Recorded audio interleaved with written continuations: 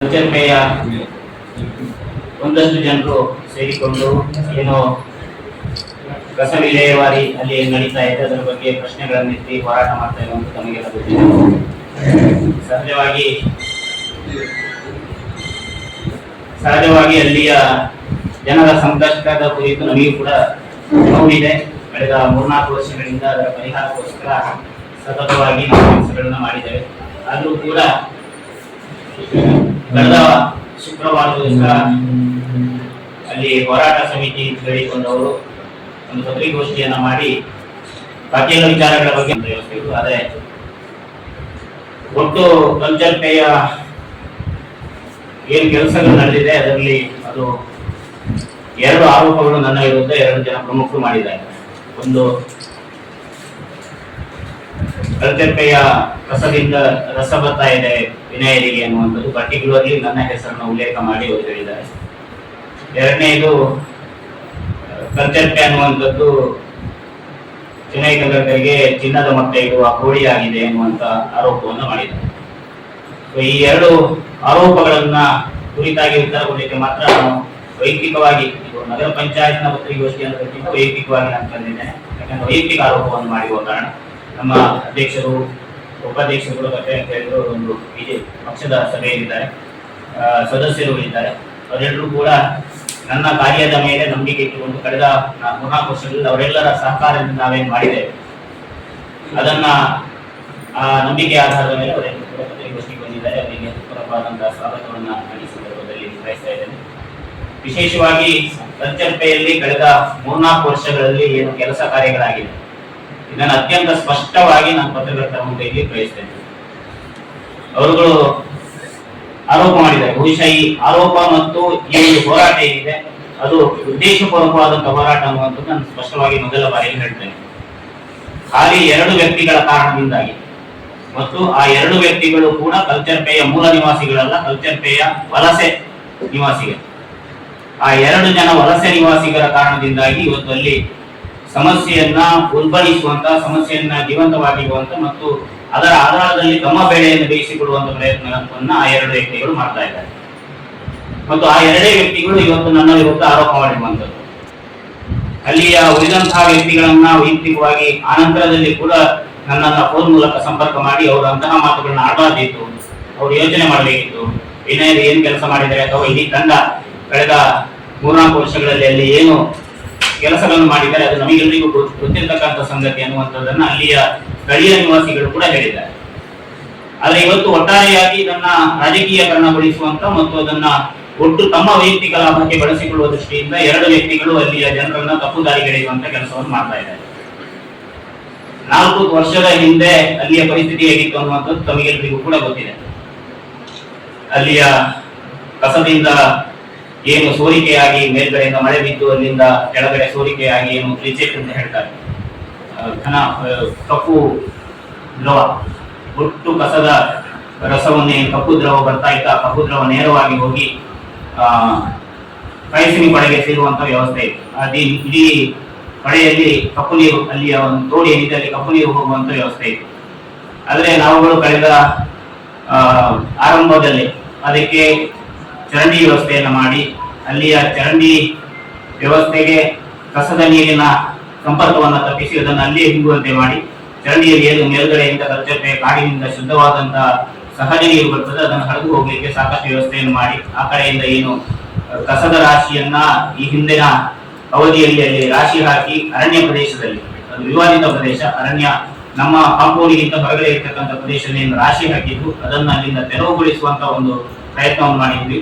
ಆ ತೆರವುಗೊಳಿಸುವಂತ ಸಂದರ್ಭದಲ್ಲಿ ಏಕಯಾಗಿಯಾಗಿ ನೀರು ನುಗ್ಗಿದ ಕಾರಣದಿಂದಾಗಿ ಅಲ್ಲಿನ ಕಸ ಒಂದಷ್ಟು ಹೊರಗಡೆ ಕೊಚ್ಚಿಕೊಂಡು ಹೋಗಿ ಇಲ್ಲಿ ಆ ತೋಡಿನುದ್ದಕ್ಕೂ ಶೇಖರಣೆ ಆಗುವಂತ ಸ್ಥಿತಿ ಬಂತು. ಅದನ್ನು ಗಮನಿಸಿ ತಕ್ಷಣದಲ್ಲಿ ಮಾರನೇ ದಿವಸ ನಮ್ಮ 3-4 ಜನ ನಗರ ಪಂಚಾಯತ್ ಸದಸ್ಯರುಗಳು ನಾವು ಸ್ವತಃ ಹೋಗಿ ಅಲ್ಲಿ ಆ ಕಸವನ್ನ ತೆಗೆದು ತೆರವುಗೊಳಿಸುವಂತ ಕೆಲಸವನ್ನು ಕೂಡ ಮಾಡಿದ್ದೇವೆ. ಆ ಹೊಳೆಯಲ್ಲಿ ಏನು ಉದ್ದಕ್ಕೆ ಇತ್ತು ಅದನ್ನು ಹೆಕ್ಕಿ ಅದನ್ನು ಸ್ವಚ್ಛಗೊಳಿಸುವಂತ ಕೆಲಸವನ್ನು ಕೂಡ ನಾವು ಮಾಡಿದ್ದೇವೆ. ಹೆಚ್ಚುವರಿ ಕಸವನ್ನು ನಮ್ಮ ಪೌರ ಕಾರ್ಮಿಕರಲ್ಲಿ ಸ್ವಚ್ಛ ಮಾಡುವಂತ ಕೆಲಸ ಮಾಡಿದ್ದೇವೆ. ವಾಸ್ತವದಲ್ಲಿ ಅಲ್ಲಿ ಸಮಸ್ಯೆ ಕಳೆದ 8 ವರ್ಷಗಳಿಂದ ಕೂಡ ಇರತಕ್ಕಂಥದ್ದು ವಾಸ್ತವದ ಸಂಗತಿ, ಅದರಲ್ಲೇನು ಪ್ರಶ್ನೆ ಇಲ್ಲ. ಸ್ಥಳೀಯ ಜನರಿಗೆ ತೊಂದರೆ ಆಗುವಂತದ್ದು ಮಾತ್ರ ಅಲ್ಲ, ಅದರ ನೀರು ವಯಸ್ಸಿಗೆ ಸೇರುವಂತದ್ದು ಕೂಡ ಅಷ್ಟೇ ಅಪಾಯಕಾರಿ ಅನ್ನುವಂಥದ್ದು ನಮಗೆಲ್ಲರಿಗೂ ಗೊತ್ತಿದೆ. ಆದರೆ ಇರುವಂತಹ ವ್ಯವಸ್ಥೆಯನ್ನು ಹೇಗೆ ಉತ್ತಮ ಮಾಡಬೇಕು ಅಂತ ಹೇಳಿ ನಾವು ಪ್ರಯತ್ನ ಮಾಡಿದ್ದೇವೆ ಹೊರತು ಅದನ್ನು ಹೇಗೆ ಕೆಡಿಸಬೇಕು ಅನ್ನುವಂಥ ಪ್ರಯತ್ನವನ್ನು ನಾವು ಮಾಡಿಲ್ಲ. ಬದಲಾಗಿ ನಾನು ಹಾಗೆ ಹೇಳಿದಾಗೆ ಎರಡು ವ್ಯಕ್ತಿಗಳು ಅದನ್ನು ಪರ್ಪಸ್ಫುಲಿ ಮಾಡ್ತಾ ಇದ್ದಾರೆ, ಉದ್ದೇಶಪೂರ್ವಕವಾಗಿ ರಾಜಕೀಯ ಲಾಭಕ್ಕೋಸ್ಕರ ಮಾಡ್ತಾ ಇದ್ದಾರೆ. ಹಾಗಾಗಿ ಅಲ್ಲಿ ಆ ಕಸ ಸಹಜವಾಗಿ ಅಲ್ಲಿ ಕಾಡು ಪ್ರಾಣಿಗಳು ಹೋಗುವ ಕಾರಣದಿಂದಾಗಿ ಆದಾಗ ಆ ಕಸ ಮತ್ತೆ ಬಂದು ಚರಂಡಿಗೆ ಬೀಳುವಂತದ್ದು, ಅದನ್ನು ತೆರವುಗೊಳಿಸುವಂತ ಕೆಲಸ ನಿರಂತರವಾಗಿ ನಡೀತಾ ಇದೆ. ಅದರ ಮಧ್ಯದಲ್ಲಿ ನಾವು ಏನು ಗ್ಯಾಸಿಫಿಕೇಶನ್ ಯಂತ್ರವನ್ನ ಪ್ರಾಯೋಗಿಕವಾಗಿ ಹಾಕಿದ್ದೇವೆ, ಆ ಯಂತ್ರ ಇವತ್ತು ಯಶಸ್ವಿಯಾಗಿ ಅದರ ಕೆಪಾಸಿಟಿ ಏನಿದೆ ಅದರ ಪ್ರಕಾರವಾಗಿ ಸಾಕಷ್ಟು ಯಶಸ್ವಿಯಾಗಿ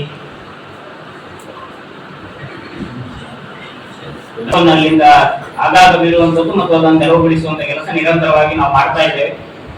ನಾನು 100% ನಮ್ಮ ನಗರ ಪಂಚಾಯತ್ ಅನ್ನು ಸಮರ್ಥನೆ ಮಾಡಿಕೊಳ್ತಾ ಇಲ್ಲ. ನಾವೆಲ್ಲೋ ಒಳ್ಳೆಯದನ್ನೇ ಮಾಡಿದ್ದೇವೆ ಅನ್ನುವಂಥ ಸಮರ್ಥನೆಯನ್ನು ಖಂಡಿತವಾಗಿ ನಾವು ಮಾಡಿಕೊಳ್ತೇವೆ. ಸಮಸ್ಯೆಗಳಾಗಿದೆ, ಆ ಸಮಸ್ಯೆಗಳು ಬಂದಾಗ ನಾವು ಸ್ಪಂದನೆ ಕೊಟ್ಟಿದ್ದೇವೆ ಅನ್ನುವಂಥದ್ದು ಬಹಳ ಮುಖ್ಯವಾಗಿದೆ. ನಾವು ಸ್ಪಂದನೆಯನ್ನ ಕೊಡದೆ ಇಲ್ಲಿ ಇದ್ದರಲ್ಲಿ ರಾಶಿ ಇದ್ದ ಹಾಗೆ ಅದನ್ನು ಹಾಗೆ ಬಿಟ್ಟಿದ್ರೆ ಖಂಡಿತವಾಗಿ ಕೂಡ ನಾವು ಅಪರಾಧಿಗಳು. ಆದ್ರೆ ಅದಕ್ಕೆ ತಕ್ಷಣದ ಸ್ಪಂದನೆಯನ್ನು ಕೊಟ್ಟಿದ್ದೇವೆ. ನಾವು ದೂರುಗಳು ಬಂದಾಗೆಲ್ಲ ಅಲ್ಲಿ ಅಟೆಂಡ್ ಆಗಿದ್ದೇವೆ. ಅವರಿಗೆ ಏನೇನು ಮೂಲಭೂತವಾಗಿ ಅವಶ್ಯಕತೆಗಳು ಬೇಕು ಅದನ್ನು ಪೂರೈಸುವಂತ ಕೆಲಸವನ್ನು ನಾವು ಮಾಡಿದ್ದೇವೆ.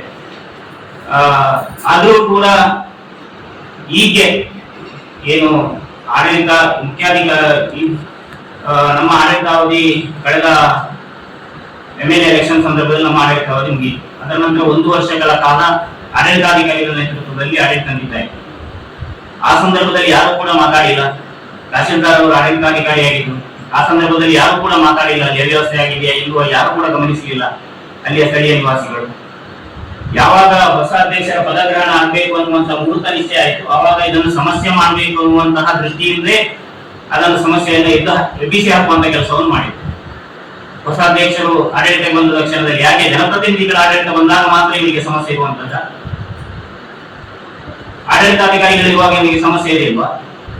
ಆವಾಗ ಇವರು ಪ್ರತಿಭಟನೆಗಳನ್ನು ಮಾಡಿದ್ರ? ಇವರು ದೂರು ಕೊಟ್ಟಾಗ ಎಷ್ಟು ಜನ ಆಡಳಿತಾಧಿಕಾರಿಗಳು ಇವರು AC ಅವರಿಗೆ ದೂರು ಕೊಟ್ಟಿದ್ದಾರೆ, DC ಅವರಿಗೆ ದೂರು ಕೊಟ್ಟಿದ್ದಾರೆ, ಯಾವ ಅಧಿಕಾರಿಗಳು ಇವರ ಪರಿಹಾರವನ್ನು ಮಾಡಿದ್ದಾರೆ ಅನ್ನುವಂಥದ್ದು ಅವರು ಉದಾಹರಣೆಯನ್ನು ಕೊಟ್ಟಿದ್ದಾರೆ. ಕಳೆದ ಬಾರಿ ಕೂಡ ಅಲ್ಲಿ ಕಸದ ರಾಶಿ ಮತ್ತೆ ಚರಂಡಿಗೆ ಬಿದ್ದು ನೀರು ಹರಿಯುವಂತಹ ಸಂದರ್ಭದಲ್ಲಿ ಇವರು ಉಪವಿಭಾಗಾಧಿಕಾರಿಗಳು AC ಅವರಿಗೆ ದೂರು ಕೊಟ್ಟರು. AC ಅವರು ಬಂದು ಅದನ್ನು ಏನಾದ್ರು ಮಾಡಿ ತೆಗಿಸ್ತೇವೆ, ನಾಳೆ ತೆಗಿಸ್ತೇವೆ ಅನ್ನುವಂಥ ಭರವಸೆಯನ್ನು ಕೊಟ್ಟು ಬಂದರು. ಸುಮಾರು 20 ದಿನಗಳು ಕಳೆದರೂ ಕೂಡ ಯಾವುದೇ ಕೆಲಸ ಅಲ್ಲಿ ಆಗಿದೆ, ಯಾವುದೇ ಕೆಲಸಗಳಲ್ಲಿ ಮಾಡ್ಲಿಕ್ಕಾಗಲಿಲ್ಲ. ಅಲ್ಲಿಯ ಕಸವನ್ನು ತೆರವುಗೊಳಿಸುವಂತ ಕೆಲಸ ಆಗಲಿಲ್ಲ. ನಾನು ಸ್ವತಃ ಒಬ್ಬ ಹಿಟಾಚಿಯನ್ನು ಮಾತಾಡಿಸಿ ಅಲ್ಲಿಯ ಕಸವನ್ನು ಸಂಪೂರ್ಣವಾಗಿ ತೆಗೆಸಿ ಸುಮಾರು 8,500-9,500 ರೂಪಾಯಿ ಬಿಲ್ ಆಗಿದೆ. ನನ್ನ ಕೈದ ಹಾಕಿ ನಾನು ಅದನ್ನು ಮಾಡಿದ್ದೇನೆ. ಪಂಚಾಯತಿಂದ ನಾನು ಅದನ್ನು ಕ್ಲೇಮ್ ಮಾಡ್ಲಿಕ್ಕೆ ಆಗತ್ತೆ, ಮಾಡಬಹುದು, ಇಂಜಿನಿಯರ್ ಹೇಳಿದ್ದಾರೆ. ಆದ್ರೆ ಇದನ್ನು ಮಾಡುವಂತವರು ಯಾರಿದ್ದಾರೆ? ಅಧಿಕಾರಿಗಳ ಜವಾಬ್ದಾರಿ ಅಲ್ವಾ? ಆಡಳಿತಾಧಿಕಾರಿಗಳಿಗೆ ಜವಾಬ್ದಾರಿ ಇಲ್ವಾ? ತಹಶೀಲ್ದಾರ್ಗಳಿಗೆ ಇಲ್ವಾ?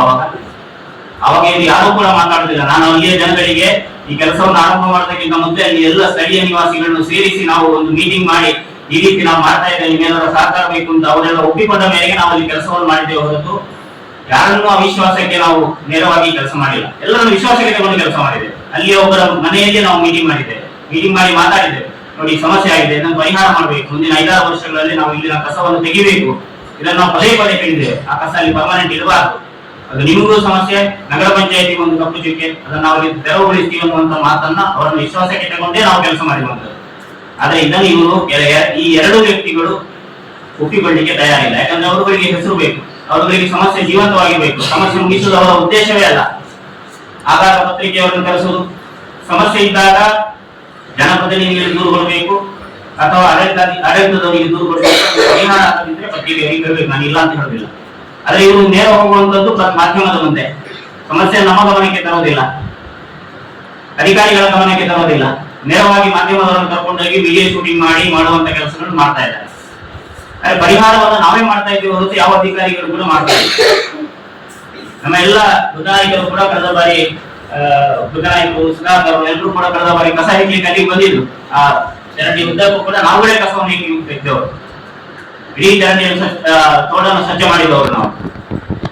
ಆದ್ರೆ ಇವತ್ತು ಉದ್ದೇಶಪೂರ್ವಕವಾಗಿ ಒಂದು ಹೋರಾಟ ಸಮಿತಿ ರಚನೆ ಮಾಡಿಕೊಂಡಿದ್ದಾರೆ. ಯಾವುದೇ ಕಾರಣಕ್ಕೂ ನಾವು ಕಸ ಬರ್ಲಿಕ್ಕೆ ಬಿಡುವುದಿಲ್ಲ ಅನ್ನುವಂಥ ಘೋಷಣೆಯನ್ನು ಮಾಡಿದ್ದಾರೆ. ಇವ್ರು ಯಾರು ಕೇಳಲಿಕ್ಕೆ? ಕಾನೂನು ಪ್ರಕಾರವಾಗಿ ನಾನು ಮಾತಾಡೋದಾದ್ರೆ ಅದು ಪಂಚಾಯತಿಗೆ ಅಧಿಕೃತವಾಗಿ ಡಿಕ್ಲೇರ್ ಆಗಿರ್ತಕ್ಕಂಥ ಜಾಗ, ಪಂಚಾಯತಿಗೆ ಕಸ ನಿರ್ವಹಣೆಗೆ ನಿಗದಿಪಡಿಸಿದಂತ ಜಾಗ, ಅಲ್ಲಿ ಹಾಕುವಂತದ್ದಕ್ಕೆ ಅವರನ್ನು ಕೇಳಬೇಕು ಅಂತಿಲ್ಲ. ಆದ್ರೆ ಅದನ್ನು ವ್ಯವಸ್ಥಿತವಾಗಿ ಹಾಕ್ಬೇಕು ಅನ್ನುವಂತ ಉದ್ದೇಶದಿಂದಲೇ ನಾವು ಕಳೆದು ಮಾಡ್ತಾ ಇದ್ದೇವೆ ಹೊರತು ಬೇರೆ ಯಾವುದೇ ಆಗ್ತಾ ಇಲ್ಲ. ಇವರು ಪದೇ ಪದೇ ಸುಳ್ಳುಗಳನ್ನು ಹೇಳ್ತಾ ಇದ್ದಾರೆ. ನಾನಿವತ್ತು ಅವರಲ್ಲಿ 2 ವಿಷಯಗಳ ಬಗ್ಗೆ ಚಾಲೆಂಜ್ ಮಾಡ್ತಾ ಇದ್ದೇನೆ. ಒಂದು, 4 ವರ್ಷಗಳ ಹಿಂದಿನ ಪರಿಸ್ಥಿತಿ ಮತ್ತು ಈಗಿನ ಪರಿಸ್ಥಿತಿ ಇದು ಸುಧಾರಿಸಿಲ್ಲ, ಹಿಂದಿನಿಗಿಂತ ಕೆಟ್ಟದಾಗಿದೆ ಅಂತ ಹೇಳುವಂಥದ್ದು ಅವರು ಪ್ರಮಾಣ ಮಾಡಬೇಕು. ಯಾವುದೇ ಸುಧಾರಣೆ ಆಗಿಲ್ಲ, ಬದಲಾಗಿ ಇನ್ನಷ್ಟು ಕೆಟ್ಟದಾಗಿದೆ ಅನ್ನುವಂಥದ್ದಕ್ಕೆ ಅವರು ಉದಾಹರಣೆಗಳನ್ನು ಕೊಟ್ಟಿದ್ದಾರೆ. ಎರಡನೆಯದು, ಈ ಒಂದು ಒಟ್ಟು ವ್ಯವಸ್ಥೆಯಲ್ಲಿ ಇವರು ನನಗೆ ಅದರಲ್ಲಿ ಏನೋ ಲಾಭ ಇದೆ ಅನ್ನುವಂಥ ದೃಷ್ಟಿಯಲ್ಲಿ ವಿನಯ್ ಕುಮಾರ್ ತಂಡಕ ಅವರನ್ನೇ ಉದ್ದೇಶಿತವಾಗಿ ಮಾತಾಡ್ತಾ ಇದ್ದಾರೆ. ಇದರ ಹಿಂದೆ ಏನಿದೆ ಅನ್ನುವಂಥ ನನಗೆ ಸ್ಪಷ್ಟವಾಗಿ ಗೊತ್ತಿದೆ. ಇವರು ಜಾತಿ ರಾಜಕಾರಣ ಅಥವಾ ಇನ್ಯಾವುದನ್ನ ಮಾಡ್ಲಿಕ್ಕೆ ಹೋದ್ರೆ ಅವರ ಬೇಳೆ ಖಂಡಿತವಾಗಿ ಬೇಯೋದಿಲ್ಲ. ಅದಕ್ಕೋಸ್ಕರ ನಾನು ಮೊನ್ನೆ ಅವರಿಗೆ ಹೇಳಿದ್ದೇನೆ, ನೇರವಾಗಿ ಅವರಿಗೆ ಹೇಳಿದ್ದೇನೆ, ಸ್ಥಳೀಯ ವನದುರ್ಗಾ ದೇವಿ ದೇವಸ್ಥಾನದಲ್ಲಿ ನಾನು ಪ್ರಮಾಣವನ್ನು ಮಾಡಲಿಕ್ಕೆ ತಯಾರಿದ್ದೇನೆ. ಅದಕ್ಕೆ ದಿನಾಂಕವನ್ನು ಕೂಡ ನೀವು ನಿಗದಿಗೊಳಿಸಿ, ಇಲ್ಲದೆ ಹೋದ್ರೆ ನಾನು ನಿಗದಿಗೊಳಿಸ್ತೇನೆ. ಅಲ್ಲಿಗೆ ಬಂದು ನೀವು ಅದನ್ನು ಒಪ್ಪಿಕೊಳ್ಬೇಕು. ವಿನಯ ಇದರಲ್ಲಿ ಇಡೀ ಕಲ್ಚರ್ ಪೇ ಮೆಷಿನರಿ ಖರೀದಿ ಇರ್ಬೋದು, ಅಲ್ಲಿಯ ಕಸದ ನಿರ್ವಹಣೆ ಇರ್ಬೋದು, ಒಟ್ಟು ವ್ಯವಸ್ಥೆಯಲ್ಲಿ ₹1 ಯಾರಿಂದಾದ್ರೂ ಕಮಿಷನ್ ಪಡೆದಿದೆ, ₹1 ಯಾರಿಂದಾದ್ರೂ ಕಮಿಷನ್ ಪಡೆದಿದ್ರೆ ಅವರು ಅದನ್ನು ಪ್ರಮಾಣ ಮಾಡಬೇಕು. ಹೌದು, ಇದು ವಿನಯ ಇದರಲ್ಲಿ ದುಡ್ಡು ಮಾಡ್ತಾ ಇದ್ದಾರೆ. ಅಥವಾ ನಗರ ಪಂಚಾಯತ್ನ ಎಲ್ಲ ಸಿಬ್ಬಂದಿ, ಪಂಚಾಯತ್ನ ಸದಸ್ಯರುಗಳಿಗೆ ಯಾರಿಗೂ ಕಾಳಜಿ ಇಲ್ಲ. ಇದನ್ನು ಅವರು ಪ್ರೂವ್ ಮಾಡಬೇಕು. ನಾನು ಅದನ್ನು ಪ್ರಮಾಣ ಮಾಡಲಿಕ್ಕೆ ತಯಾರಿದ್ದೇನೆ. ವನದುರ್ಗಾ ದೇವಿ ದೇವಸ್ಥಾನದಲ್ಲಿ ನಾನು ಈಗಾಗಲೇ ಹೇಳಿದ್ದೇನೆ, ಅಲ್ಲಿಯ ಜನ ದಿನ ಬರಬೇಕು, ಇಲ್ಲ ಅಂದ್ರೆ ನಾನೇ ದಿನ ಕೊಡ್ತೇನೆ. ಇದನ್ನು ಸ್ಪಷ್ಟವಾಗಿ ನಾನು ಹೇಳಲಿಕ್ಕೆ ಬಯಸ್ತೇನೆ.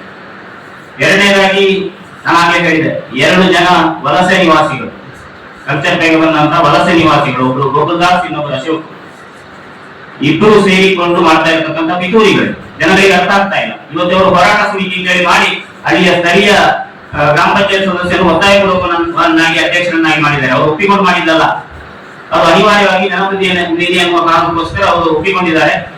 ಅನೇಕ ಬಾರಿ ನನ್ನಲ್ಲಿ ಅವರು ವೈಯಕ್ತಿಕವಾಗಿ ಹೇಳಿದ್ದಾರೆ, ಗೋಕುಲ್ದಾಸ್ ಮತ್ತು ಅಶೋಕರಿಂದಾಗಿ ಸಮಸ್ಯೆ ಆಗ್ತಾ ಇದೆ, ನೀವು ಅವರ ಮಾತಕ್ಕೆ ಬೆಲೆ ಕೊಡಬೇಡಿ ಅನ್ನುವಂತ ಮಾತನ್ನು ಇದೇ ಹೋರಾಟ ಸಮಿತಿಯಿಂದ ಅವರು ಏನು ಹೇಳಿಕೊಂಡಿದ್ದಾರೆ, ಸುದೇಶ್ ಅವರು ಅಧ್ಯಕ್ಷರಾಗಿದ್ದಾರೆ, ಅವರು ನನ್ನಲ್ಲಿ ವೈಯಕ್ತಿಕವಾಗಿ ಹೇಳಿದ್ದಾರೆ. ಎಲ್ಲ ಅಂತ ಹೇಳುವಂತ ನಾನು ಹೇಳಿದರು.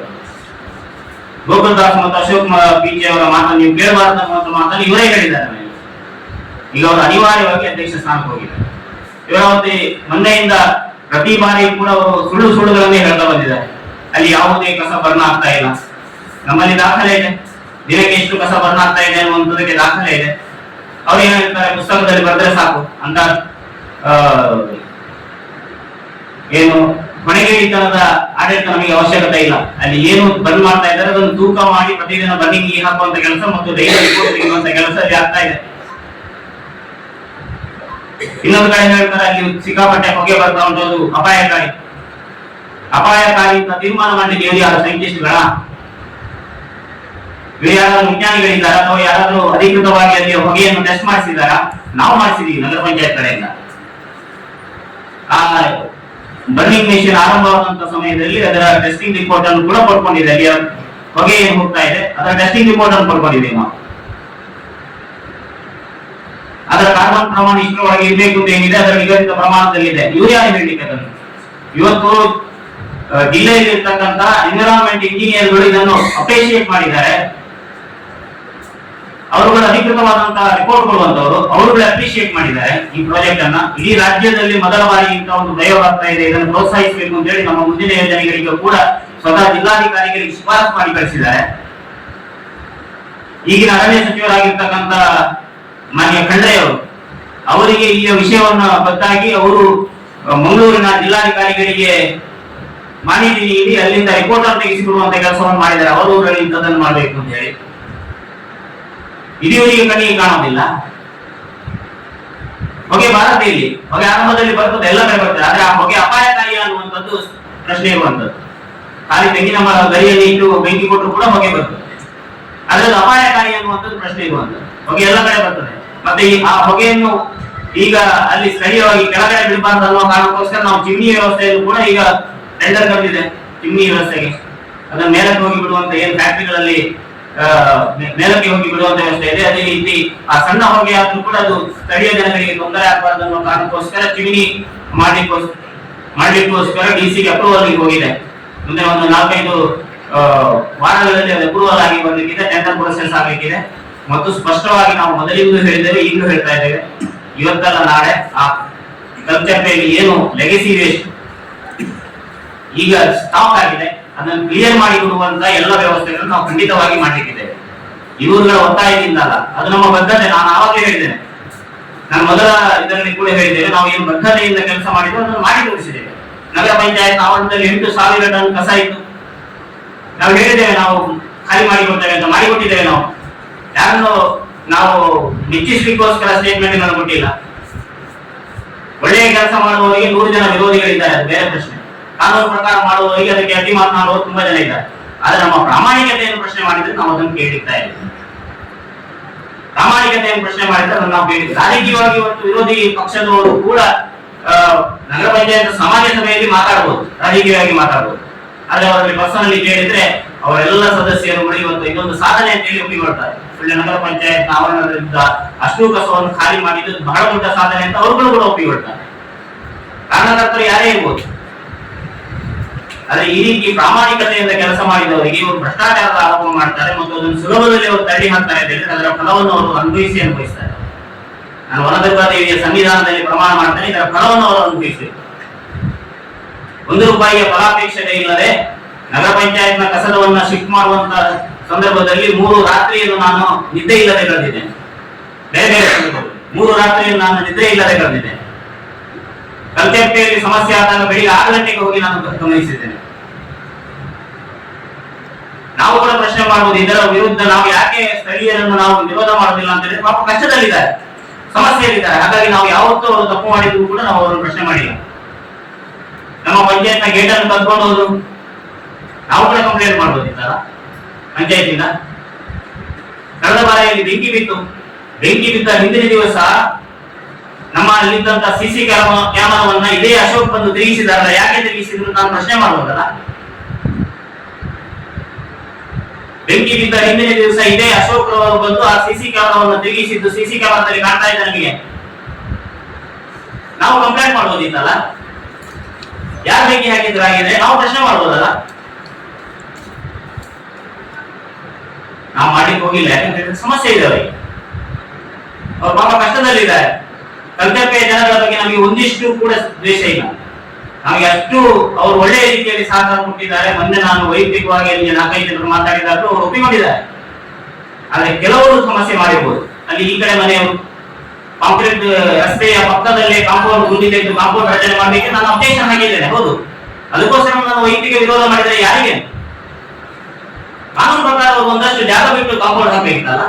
ನಾನು ವಿರೋಧ ಮಾಡಿದ್ದೇನೆ, ಕಾಂಪೌಂಡ್ ಅನ್ನು ತೆಗೆಸಿದ್ದೆ. ನಾನು ಪಂಚಾಯತ್ ವಿಡಿಯೋಗೆ ಕಂಪ್ಲೇಂಟ್ ಮಾಡಿ ಅವರು ಮಾಡದೇ ಇದ್ದಾಗ ತಾಲೂಕ್ ಪಂಚಾಯತ್ ಇವು ಮುಖಾಂತರ ಹೇಳಿಸಿ ನಾವು ಅದನ್ನು ಕಾಂಪೌಂಡ್ ಅನ್ನು ತೆಗೆಸಿದ್ದೇವೆ. ಅದಕ್ಕೋಸ್ಕರ ನಮ್ಮ ಮೇಲೆ ಅವರು ದ್ವೇಷ ಕಾರ್ಯ ಯಾರೇ ಮಾಡಿದ್ದಾರೆ. ಅವರು ಕಾನೂನುಬದ್ಧವಾಗಿ ಇದ್ರೆ ಮಾತಾಡಿ, ಕಾನೂನುಬದ್ಧವಾಗಿ ನಾವು ತಪ್ಪು ಮಾಡ್ತಿದ್ರೆ ಕೋರ್ಟಿಗೆ ಹೋಗ್ಲಿ. ಇವತ್ತು ನಮಗೆ ಅವರು ಸರ್ಟಿಫಿಕೇಟ್ ಕೊಡ್ಬೇಕಂತ ಅವಶ್ಯಕತೆ ಇಲ್ಲ. ಕಲ್ಚರ್ಪೇಗೆ ಕಸ ಹೋಗುವಂತ ಆರಂಭದ ಸಮಯದಲ್ಲಿ ನಾಗೇಶ್ ಕುಂದರ್ಪಾಡಿ, ನಿಮಗೆ ಗೊತ್ತಿದೆ, ನಾಗೇಶ್ ಕುಂದರ್ಪಾಡಿ ಅವರ ನೇತೃತ್ವದಲ್ಲಿ ಹೋರಾಟ ಆಗಿರ್ತಕ್ಕಂಥದ್ದು. ಅವರು ಗ್ರಾಮ ಪಂಚಾಯತ್ ಅಧ್ಯಕ್ಷರಾಗಿದ್ದು ಹೈಕೋರ್ಟ್ ತನಕ ಕೇಸ್ ಮಾಡಿದ್ರು. ಕೇಸ್ನಲ್ಲಿ ಅವರಿಗೆ ಫೇಲ್ ಆಗಿದೆ, ನಮ್ಮ ಪರವಾಗಿ ತೀರ್ಪು ಬಂದಿದೆ. 1,60,000 ಅವರು ಖರ್ಚು ಮಾಡಿದ್ದಾರೆ. ನಾಗೇಶ್ ಕುಂದರ್ಪಾಡಿ ಅವರು 60,000 ಮಾತ್ರ ಸಂಗ್ರಹ ಆಗಿರುವಂತದ್ದು, 1 ಲಕ್ಷ ಕೈಯಿಂದ ಹಾಕಿದ್ದಾರೆ. ಅದೇ ನಾಗೇಶ್ ಕುಂದರ್ಪಾಡಿ ಅವರು ಮೊನ್ನೆ ಇವರ ಪ್ರಕರಣ ಬಂದ ನಂತರದಲ್ಲಿ ನನ್ನನ್ನು ಫೋನ್ ಮಾಡಿ ಬರ್ಲಿಕ್ಕೆ ಹೇಳಿ ಹೇಳ್ತಾರೆ, ಒಳ್ಳೆಯ ಕೆಲಸವನ್ನು ನೀವು ಮಾಡ್ತಾ ಇದ್ರೆ ನಾವು ನಿಮಗೆ ಸಪೋರ್ಟ್ ಮಾಡ್ತೇವೆ. ಯಾರೋ 2 ಜನ ವ್ಯಕ್ತಿಗಳು, ನಾನು ಹೇಳಿರುವಂತದ್ದಲ್ಲ, ಅವರು ಹೇಳಿರುವಂತದ್ದು, ಯಾರೋ 2 ಜನ ವ್ಯಕ್ತಿಗಳು ಅವರು ವಲಸೆ ಬಂದವರು. ಅವರ ಉದ್ದೇಶ ಕಲ್ಚರ್ಪೇಗೆ ಸಮಸ್ಯೆ ಪರಿಹಾರ ಮಾಡುವುದಲ್ಲ, ಬದಲಾಗಿ ತಮ್ಮ ಬೇಡ ಬೇಯಿಸಿಕೊಳ್ಳುವಂತದ್ದು.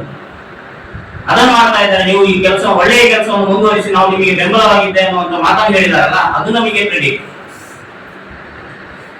ಯಾರೋ ಬಾಯಿಗೆ ಬಂದ ಹಾಗೆ ಅದು ಸರಿ ಇಲ್ಲ, ಇದು ಸರಿ ಇಲ್ಲ, ಅದೇ ಸರಿ ಇಲ್ಲ, ಇದೇ ಸರಿ ಇಲ್ಲ. ಇವರು ಯಾರು ಕೂಡ ವಿಜ್ಞಾನಿಗಳಲ್ಲ, ಇವರು ಯಾರು ಇಂಜಿನಿಯರ್ಗಳಲ್ಲ, ಯಾರು ಅಲ್ಲ. ಆರೋಪ ಯಾರು ಕೂಡ ಮಾಡಬಹುದು, ಬಟ್ ಅದಕ್ಕೆ ಆಧಾರ ಬೇಕಲ್ಲ. ಆಧಾರ ಇದ್ರೆ ಕೋರ್ಟಿಗೆ ಹೋಗಿ, ಅವರು ನಗರ ಪಂಚಾಯತ್ ಕೋರ್ಟಿಗೆ ಹೋಗಿ ಕೆಲಸ ನಿಲ್ಲಿಸಲಿ. ಅದನ್ನು ಮಾಡಲಿಕ್ಕೆ ಅವ್ರು ತಯಾರಿಲ್ಲ. ಒಟ್ಟಾರೆಯಾಗಿ ಕೆಸರೆಡುವ ಪ್ರಯತ್ನವನ್ನು ಮಾತ್ರ ಮಾಡ್ತಾ ಇದ್ದಾರೆ ಹೊರತು ಸಮಸ್ಯೆಯನ್ನು ಪರಿಹಾರ ಮಾಡುವಂತದ್ದು ಅವರ ಕೈಗೆ ಇಲ್ಲ, ಅವರಿಗೆ ಅದು ಬೇಕಾಗಿಲ್ಲ. ಹಾಗಾಗಿ ನಾನು ಇಲ್ಲಿಯ ಪತ್ರಿಕಾಗೋಷ್ಠಿ ಮುಖಾಂತರ ಸ್ಪಷ್ಟವಾಗಿ ಹೇಳುವಂತದ್ದು ಇಷ್ಟೇ, ನಾವೇನು ಕೆಲಸವನ್ನ ಇಡೀ ಆಡಳಿತ ಮಂಡಳಿ ಸೇರಿಕೊಂಡು ಕಳೆದ 3 ವರ್ಷಗಳಲ್ಲಿ ಮಾಡಿದ್ದೇವೆ. ಅದನ್ನು ಮತ್ತೆ ನಾವು ಅದನ್ನು ಕಂಟಿನ್ಯೂ ಮಾಡಿದ್ದೇವೆ ಮತ್ತು ಪಂಚಾಯತ್ನ ಒಂದೊಂದು ಕಸವನ್ನು ಕೂಡ ಇಲ್ಲಿಂದ ತೆಗೆಯುವಂತ ಜವಾಬ್ದಾರಿ ನಮ್ಮದಿದೆ. ಅದು ಇವತ್ತು ಆಗದೇ ಇರ್ಬೋದು, ನಾಳೆ ಆಗದೇ ಇರ್ಬೋದು, ನಮ್ಮ ಅವಧಿಯಲ್ಲಿ ಆಗದೇ ಇರ್ಬೋದು, ಬಟ್ ಅದಕ್ಕೆ ಚಾಲನೆ ಕೊಡುವಂತ ಕೆಲಸವನ್ನು ನಾವು ಮಾಡಿದ್ದೇವೆ. ಎಲ್ಲ ವ್ಯವಸ್ಥೆಗಳು 6 ತಿಂಗಳ ಒಳಗಾಗಿ ಸರಿ ಹೊಂದಿದ್ರೆ ಈಗಾಗಲೇ ನೀಲಿ ನಕಾಶೆ ತಯಾರಾಗಿದೆ. ಸುಮಾರು 6 ತಿಂಗಳ ಒಳಗೆ ಅಲ್ಲಿ ಏನು ನೆಗೆಟಿವ್ ವೇಸ್ಟ್ ಇದೆ ಅದನ್ನೇ ತೆಗೆದು ಬಂದ್ ಮಾಡುವಂತ ಕೆಲಸಕ್ಕೆ ನಾವು ಚಾಲನೆಯನ್ನು ಕೊಡ್ತೇವೆ, ಖಂಡಿತವಾಗಿ ಕೂಡ ಕೊಡ್ತೇವೆ. ಈಗ ಅಧ್ಯಕ್ಷರ ಅನುಮತಿಯೊಂದಿಗೆ ನಾನು ಹೇಳ್ತಾ ಇದ್ದೇನೆ. ಯಾಕಂತೇಳಿದ್ರೆ ಆ ಪ್ರೋಸೆಸ್ ಆಗ್ಲೇ ಚಾಲು ಆಗಿದೆ. 92 ಲಕ್ಷ ರೂಪಾಯಿಗಳ ಪ್ರೋಸೆಸ್ ಚಾಲು ಆಗಿದೆ. ಅದು ಡಿಸಿಗೆ ಅಪ್ರೂವಲ್ ಹೋಗಿದೆ. ಇನ್ನು ಟೆಂಡರ್ ಪ್ರಕ್ರಿಯೆಗಳು ಬಾಕಿ. ಅಲ್ಲಿಯ ಕಸವನ್ನೇ ಮತ್ತು ಆ ಮೂಲ ಪ್ಲಾಂಟ್ ಅನ್ನು ಹಾಕಿರುವಂತ ಉದ್ದೇಶ ಅಲ್ಲಿ ಲೆಗಸಿ ವೇಸ್ಟ್ ಅನ್ನ ಬಂದ್ ಮಾಡಲಿಕ್ಕೆ ಇರುವಂತ ವ್ಯವಸ್ಥೆ, ಅದನ್ನೇ ಮಾಡಬೇಕು. ನಮ್ಮಲ್ಲಿ ಈಗ ಏನು ವ್ಯವಸ್ಥೆಗಳು ನಡೀತಾ ಇದೆ, ಇವಾಗ 80% ವೇಸ್ಟ್ ಸೆಗ್ರಿಗೇಷನ್ ಆಗ್ತಾ ಇದೆ. 20% ಮಾತ್ರ ನಮ್ಮಲ್ಲಿ ಈಗ ಉಳಿತಾ ಇರಬಹುದು ಕಳೆದ 1 ತಿಂಗಳಿಂದ. ಅದನ್ನು ಇವರು ಹೇಳಿ ಮಾಡಿದ್ದಲ್ಲ, ನಾವುಗಳೇ ಆಸಕ್ತಿ ವಹಿಸಿ ಮಾಡಿದ್ದು. ಮೈಸೂರಿನಿಂದ ಅಲ್ಲಿಂದ ಇಲ್ಲಿಂದ ಯಾರ್ಯಾರನ್ನು ಕಳಿಸಿ ನಾವು ಮಾಡ್ತಾ ಇದ್ದೇವೆ. ಮತ್ತು ಕಸದ ವಿಷಯದಲ್ಲಿ ಪ್ರತಿನಿತ್ಯ ಬದಲಾವಣೆಗಳು ಬರ್ತಾ ಇದೆ. ನಿಮಗೆ ಗೊತ್ತಿದೆ, ನಾವು ಕಸವನ್ನು ಇಲ್ಲಿಂದ ಸಾಗಿಸಬೇಕಿದೆ. ಕೆಜಿಗೆ 60 ರೂಪಾಯಿ ಕೊಟ್ಟಿದ್ದು, ಅದನ್ನ 4.25 ರೂಪಾಯಿಗೆ ನಾವು ಚರ್ಚೆ ಮಾಡಿ ಇಳಿಸಿ, ಏನೇನೋ ಸರ್ಕಸ್ ಮಾಡಿ 4.25 ರೂಪಾಯಿ ಇಳಿಸಿ ನಗರ ಪಂಚಾಯತಿಗೆ ಅಷ್ಟು ಲಾಭವನ್ನು ಮಾಡಿಕೊಟ್ಟಿದ್ದೇವೆ. ನಮಗೆ ಅದರಲ್ಲಿ ಕಮಿಷನ್ ಹೊಡಿಬಹುದಾದ್ರೆ ಯಾರು ಪ್ರಶ್ನೆ ಮಾಡ್ತಿರ್ಲಿಲ್ಲ. ಹೇಗಾದ್ರೂ ಮಾಡಿ ಕಸ ಸಾಗಿಸಿ ಅಂತ ನಮಗೆ ಡಿಸಿ ಅವರು ಹೇಳಿದ್ರು. 8 ರೂಪಾಯಿ ಆದ್ರೂ ಸರಿ, 6 ರೂಪಾಯಿ ಸರಿ, ಕಸ ಖಾಲಿ ಮಾಡಿ. ನಾವು ಅದನ್ನು ಮಾಡಿಕ್ ಹೋಗಿಲ್ಲ, ನಾವು ಅದನ್ನು 4.25 ರೂಪಾಯಿಗೆ ಇಳಿಸಿದ್ದೇವೆ. ಈಗಿನ ವ್ಯವಸ್ಥೆ ಹೇಗಿದೆ ಅಂತ ಕೇಳಿದ್ರೆ, ನಮ್ಮಲ್ಲಿ 80% ಕಸವನ್ನ ಯಾವುದೇ ಖರ್ಚಿಲ್ಲದೆ ಅವರೇ ತಗೊಂಡು ಹೋಗ್ತಾ ಇದ್ದಾರೆ. ಈಗ ವ್ಯವಸ್ಥೆ ಬದಲಾಗಿದೆ. ಮೊನ್ನೆ ಇನ್ನೊಬ್ರು ಬಂದಿದ್ರು, ಮಡಿಕೇರಿಯಲ್ಲಿ ಮಾಡ್ತಾ ಇದ್ದೇವೆ ನಾವು. ಕಸ ತಗೊಂಡು ಹೋಗುದು ಮಾತ್ರ ಅಲ್ಲ, ಪಂಚಾಯತಿಗೆ 10,000 ಕೊಡ್ತೀವಿ ಅಂತ ಹೇಳುವಂತ ಸ್ಥಿತಿ ಬಂದಿದೆ. ವ್ಯವಸ್ಥೆಗಳು ಬದಲಾಗ್ತಾ ಇದೆ, ದಿನದಿಂದ ದಿನಕ್ಕೆ ಬದಲಾಗುತ್ತೆ. ಇವತ್ತಿನ ವ್ಯವಸ್ಥೆ ನಾಳೆಗೆ ಇರ್ತಲ್ಲ, ನಾಳೆ ಬೆಟರ್ ಇನ್ನೊಂದು ವ್ಯವಸ್ಥೆಗಳು ಬರ್ಬೋದು. ಆದ್ರೆ ಅದಕ್ಕೆ ಸರಿಯಾದ ಪೂರಕವಾದಂತಹ ವ್ಯವಸ್ಥೆ ನಾವು ಜೋಡಿಸಿಕೊಂಡು ನಮ್ಮ ಪೌರ ಕಾರ್ಮಿಕರಿಗೆ ಏನ್ ಕೆಲಸ ಕೊಡ್ಬೇಕು, ಏನ್ ಕೆಲಸ ಕೊಡಬಾರ್ದು ನಿಶ್ಚಯ ಮಾಡಿಕೊಂಡು ಮಾಡ್ಬೇಕಲ್ಲದೆ ಒಂದು ಹೇಳಿದ ಮುಂದೆ ನಾವು ಮಾಡ್ಲಿಕ್ಕೆ ಡಿಸಿಷನ್ ತಗೊಳ್ಳಿಕ್ಕೆ ಆಗಲ್ಲ. ಅಧ್ಯಕ್ಷರು 2-3 ಸತಿ ಅವರ ಜೊತೆ ಮಾತಾಡಿದರೆ ಸಮಾಧಾನ ಆಗಿಲ್ಲ ಅಥವಾ ಅಧ್ಯಕ್ಷರೇ. ಹಾಗಿರುವಾಗ ಈ ವ್ಯವಸ್ಥೆಯನ್ನು ಬದಲಾಯಿಸುವಂತ ಬದ್ಧತೆ ನಮಗೆ ಪಂಚಾಯತ್ ತುಂಬಾ ಜನಕ್ಕೆ ಈಗ ಸಹಜವಾಗಿ ದುಘಟಕದಲ್ಲಿ ಕಸದ ನಿರ್ವಹಣೆಗೆ ಜಾಗ ಹುಡುಕಿದಂತ ಸಂದರ್ಭದಲ್ಲಿ ಅಲ್ಲಿಂದ ವಿರೋಧ ಬಂತು. ಯಾಕಂತ ಹೇಳಿದ್ರೆ ನಗರ ಪಂಚಾಯತ್ನ ಸಾಮಾನ್ಯ ಸಭೆಯಲ್ಲಿ ಇಂಥ ಪತ್ರಕರ್ತರಿಗೆ ಬಂದಿದೆ. ನಾನು ಸ್ಪಷ್ಟವಾಗಿ ಹೇಳಿರುವಂತದ್ದು, ನಾವು ಒಳ್ಳೆಯ ಮಾಡೆಲ್ ಅನ್ನು ಕೊಟ್ಟರೆ ಜನ ಒಪ್ಪಿಕೊಡ್ತಾರೆ. ಆದ್ರೆ ನನಗಿರ್ತಕ್ಕಂಥ ಮಾಡೆಲ್ ಯಾವುದು ಅಂತ ಹೇಳಿದ್ರೆ ಕಲ್ಚರ್, ಹೀಗೆ ಇರ್ತಕ್ಕಂಥ ಕಲ್ಚರ್. ಆ ಮಾಡೆಲ್ ಅನ್ನ ನಾವು ತೋರಿಸಿದ್ರೆ ಯಾವುದೇ ಸ್ಥಳದ ವ್ಯಕ್ತಿ ಕೂಡ ಅದನ್ನು ಆ ಕಸವನ್ನು ಬರಬೇಕು ಅಂತ ಒಪ್ಪಿಕೊಳ್ಳಿಕ್ಕೆ ಸಾಧ್ಯವೇ ಇಲ್ಲ. ಎಲ್ಲರೂ ಶತಾಯಗತಾಯ ವಿರೋಧ ಮಾಡ್ತಾರೆ. ಆದ್ರೆ ನಾವು ಒಳ್ಳೆಯ ಮಾಡೆಲ್ ಅನ್ನು ತೋರಿಸಬೇಕು, ಅದನ್ನು ಕಲ್ಚರ್ ಮೇಲೆ ನಾವು ಮಾಡಿ ತೋರಿಸಬೇಕು. ಯಾಕಂದ್ರೆ ನಮಗೆ ಅಧಿಕೃತವಾಗಿ ಮಂಜೂರಾದಂತ ಜಾಗ ಇದೆ. ಹಾಗಾಗಿ ಆ ಒಳ್ಳೆಯ ಮಾಡೆಲ್ ನಾವು ಕಲ್ಚರ್ ಮಾಡಿ ಆ ತೆರವಾದಂತಹ ಕಸದ ಜಾಗದಲ್ಲಿ ನಾವು ಹಸಿರನ್ನು ನೆಟ್ಟರೆ ಮಾತ್ರ ಅವಾಗ ಜನರಿಗೆ ವಿಶ್ವಾಸ ಬರುವುದು. ಆ ಕೆಲಸವನ್ನು ನಾವು ಮಾಡಬೇಕು ಅನ್ನುವಂತ ಮಾತನ್ನು ನಾನು ನಗರ ಪಂಚಾಯತ್ ನಲ್ಲಿ ಹೇಳಿದ್ದೇನೆ ಹೊರತು ಕಲ್ಚರ್ ಜನಗಳ ಮೇಲೆ ನನಗಿರ್ತಕ್ಕಂಥ ಪ್ರೀತಿ ಬಹುಶಃ ಆ 2 ವ್ಯಕ್ತಿಗಳಿಗೆ ಇಲ್ಲ. ಇರ್ತಿದ್ರೆ ಅವರು ಈ ಮಾತನ್ನ ಆಡ್ತಿರ್ಲಿಲ್ಲ. ಕಲ್ಲದ ಒಳಗೆ ಅಡ್ಡ ಹಾಕಿದ್ದಾರೆ. ಆದ್ರೆ 4 ಮನೆಗಳವರಿಗೆ ಹೋಗ್ಲಿಕ್ಕೆ ಬರ್ಲಿಕ್ಕೆ ವ್ಯವಸ್ಥೆ ಇಲ್ಲ. ನಾಳೆ ಅಲ್ಲಿ ಏನಾದ್ರು ಅಸೌಖ್ಯ ಆಯ್ತು, ಆಂಬುಲೆನ್ಸ್ ಎಲ್ಲಿಂದ ಹೋಗ್ಬೇಕು? ಅಧಿಕಾರಿಗಳಿಂದ ಮಾತಾಡ್ತಾ ಇಲ್ಲ. ಮೊನ್ನೆ ಕಪ್ಪು ಪಟ್ಟಿ ಧರಿಸಿ ಪ್ರತಿಭಟನೆ ಮಾಡ್ತಾರೆ ಅಂತ ಹೇಳಿದಾಗ ಹೋಗಿ ಅವರನ್ನು ಮನವೊಲಿಸಿ ಬಂದಲ್ಲ ಅಧಿಕಾರಿಗಳು. ಈಗ ಕಲ್ಲು ಹಾಕಿ ಬಂದಿದ್ದಾರೆ, ಅದನ್ನು ತೆಗಿಲಿಕ್ಕೆ ಹೋಗ್ತಾ ಇಲ್ಲ ನಮ್ಮ ಅಧಿಕಾರಿಗಳು. ಎಂತ ವ್ಯವಸ್ಥೆ ಇದೆ ಇದು? ಆಡಳಿತ ವ್ಯವಸ್ಥೆ ಸತ್ತೋಗಿದೆಯಾ? ಸರ್ವಾಧಿಕಾರ ಅಥವಾ ಏನಾದ್ರು ಇದು ವ್ಯವಸ್ಥೆಗಳು ನಡೀತಾ ಇದೆಯಾ? ಇದು ನಕ್ಸಲಿಸಮ್ನ ದಾರಿ. ಕಲ್ಲಡ್ಡ ಇರುವಂತದ್ದು, ಹಲ್ಲೆ ಮಾಡುವಂಥದ್ದು. ಪ್ರಜಾಪ್ರಭುತ್ವ ವ್ಯವಸ್ಥೆಯಲ್ಲಿ ಮಾಡಲಿ, ಹೋರಾಟ ಮಾಡಲಿ, ನ್ಯಾಯಯುತವಾಗಿ ಕೋರ್ಟಿಗೆ ಹೋಗ್ಲಿ, ದೂರು ಕೊಡ್ಲಿ, ಡಿಸಿಗಳಿದ್ದಾರೆ ದೂರು ಕೊಡ್ಲಿ, ಪರಿಹಾರ ಕಂಡುಕೊಡುವ. ಅದು ಕಲ್ಲಿಟ್ಟು ರಸ್ತೆಗೆ ಅಡ್ಡ ಇರುವಂತದ್ದು ಯಾವ ಪ್ರಜಾಪ್ರಭುತ್ವ? ನಮ್ಮ ಪೌರ ಕಾರ್ಮಿಕರಿಗೆ ಬೆದರಿಕೆ ಹಾಕುವಂಥದ್ದು ಯಾವ ಪ್ರಜಾಪ್ರಭುತ್ವ? ಇವತ್ತು ನಾವೇನಲ್ಲಿ ಕಾಂಪೌಂಡ್ ಹಾಕಿ ಅಲ್ಲಿ ಯಾರು ಒಳಗೆ ಬರಬಾರದು, ಅಲ್ಲಿ ಕೆಲಸಗಳು ಸುಸೂತ್ರವಾಗಿ ನಡೆಯಬೇಕು ಎಂದು ಪ್ರಯತ್ನ ಹಾಕಿದ್ದೇವೆ. ಅದರಿಂದಾಗಿ ಅವರಿಗೆ ತೊಂದರೆ ಆಗಿದೆ. ಇಲ್ಲಾಂದ್ರೆ ಬೇಕಾಬಿಟ್ಟಿಯಾಗಿ ಒಳಗಡೆ ಹೊರಗಡೆ ಓಡಾಡಿಕೊಂಡು ಅಲ್ಲಿಯ ನೌಕರರನ್ನ ಜಬರ್ದಸ್ತ್ ಮಾಡಿಕೊಂಡು ಕೆಲಸ ಮಾಡ್ತಾ ಇದ್ದಾರೆ. ನಾವು ಅದನ್ನು ಮಾಡೋದಕ್ಕೆ ಅವಕಾಶ ಕೊಟ್ಟಿಲ್ಲ, ಅದಕ್ಕೋಸ್ಕರ ಅವರಿಗೆ ಈಗ ಸಿಕ್ತು. ಮೊದಲು ಇದೇ ಭಾಗದಲ್ಲಿ ಅಲ್ಲಿ ಇರ್ತಕ್ಕಂಥ ಪೌರ ಕಾರ್ಮಿಕರು ತಮ್ಮ ತೋಟದ ಕೆಲಸಕ್ಕೆ ಕರ್ಕೊಂಡು ಹೋಗ್ತಾ ಇದ್ರು. ಈಗ ಸಿಗ್ತಾ ಇಲ್ಲ ಅವರು. ಇದು ಸಮಸ್ಯೆ ಇರುವಂತದ್ದು. ಹಾಗಾಗಿ ಈ ರೀತಿಯ ಬೆದರಿಕೆ ತಂತ್ರವನ್ನ ಅಥವಾ ಇನ್ಯಾವುದೋ ಮೇಲೆ ಕೆಸರೆರಚುವ ತಂತ್ರವನ್ನ ಬಿಟ್ಟು ಬಿಡ್ಲಿ. ಆ ಕೆಸರೆರಚುವುದನ್ನು ನಾವು ಕೆಸರನ್ನು ತೆಗೆಯುವಂತ ಕೆಲಸ ಖಂಡಿತವಾಗಿ ಮಾಡ್ತೇವೆ.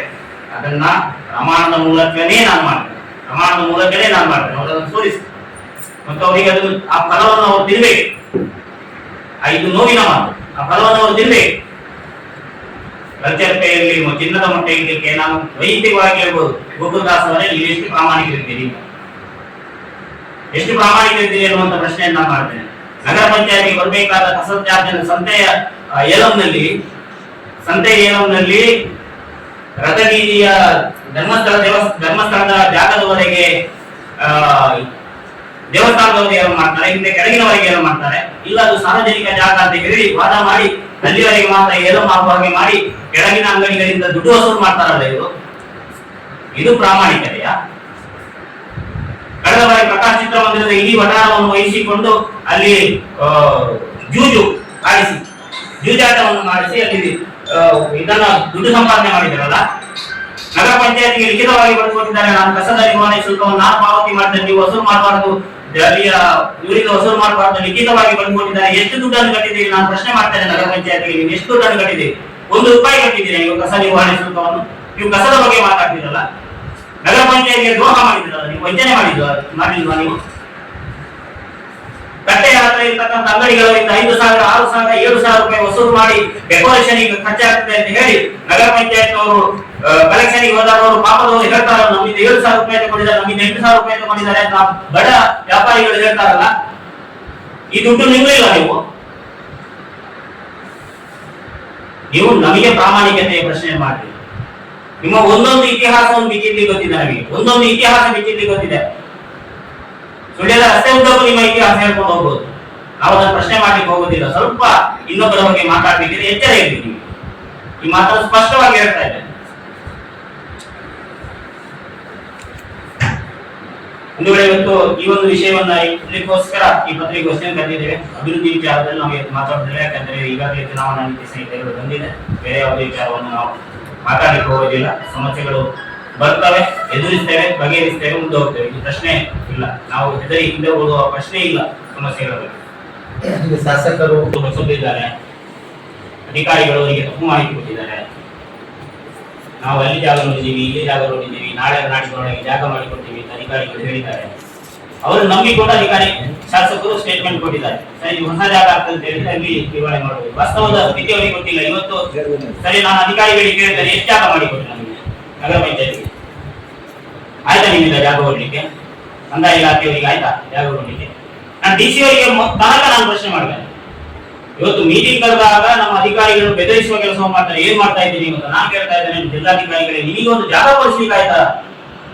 ಎಸಿ ಅವರೇ, ನಿಮಗೊಂದು ಜಾಗ ಕೊಡಿಸ್ಲಿಕ್ಕೆ ಆಯ್ತಾ ನಗರ ಪಂಚಾಯತಿಗೆ? ಜಾಗ ಕೊಡಿಸ್ಲಿಕ್ಕೆ ಆಗ್ತಾ ಇಲ್ಲ. ಆಗಲ್ಲ, ನಿಮ್ಮದೇ ನೀವಿರೋ ಮೀಟಿಂಗ್ ಅಲ್ಲಿ ಅವ್ರು ಹೇಳಿದ್ದಾರೆ ಯಾರು ಪ್ರಶ್ನೆ ಮಾಡಲಿಲ್ಲ. ಶಾಸಕರು ಹೇಳಿದ್ರು, ನೀವು ಒಪ್ಪಿದ್ದೀರಿ, ಎಲ್ಲ ಸದಸ್ಯರು ಕೂಡ ಇದ್ದೀರಿ. ನೀವು ಮತ್ತೆ ಅಲ್ಲಿ ನಿಮ್ಮದೇ ಶಾಸಕರು, ನೀವೇ ತಪ್ಪು ಮಾಡಿದ್ರು, ಸರಿ ಯಾಕೆ ಹೋಗಿಲ್ಲ? ಒಂದು ನಾನು ಬಂದಿರುವಂತದ್ದು ಆ ಸಭೆಗೆ ತಡವಾಗಿ, ಸಭೆ ಮುಗಿಲಿಕ್ಕೆ ನಾನು ಮಂಗಳೂರಲ್ಲಿ ಪಾರ್ಟಿಯ ಸಭೆಗೆ ಹೋಗಿ ನಾನು ತುರ್ತಾಗಿ ಬಂದಿರುವಂತದ್ದು. ವೈಯಕ್ತಿಕವಾಗಿ ನಾನು ಮತ್ತೆ ಅದರಲ್ಲಿ ಪ್ರಶ್ನೆ ಮಾಡಿ ಆ ರೀತಿ ಹೇಳಿದಾಗ ಉತ್ತರ ಕೊಡಬೇಕಾದವರು ಅಧಿಕಾರಿ.